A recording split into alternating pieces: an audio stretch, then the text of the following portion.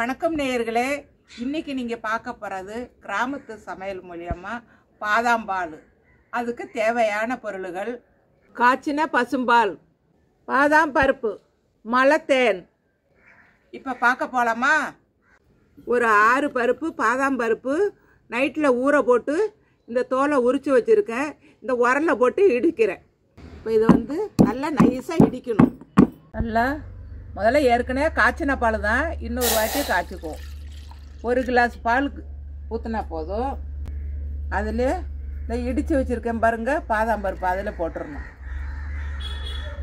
நல்லா இன்னும் ஒரு கொதி வரட்டும். காஞ்சிருச்சு பார்த்திங்களா, நல்லா திக்காக இருக்குது. இதில் என்ன பண்ணணும், அடுப்பை ஆஃப் பண்ணிடணும். 1 கிளாஸில் 1.5 ஸ்பூனு தேன். இது நல்ல சுத்தமான தேன், மலை தேன்.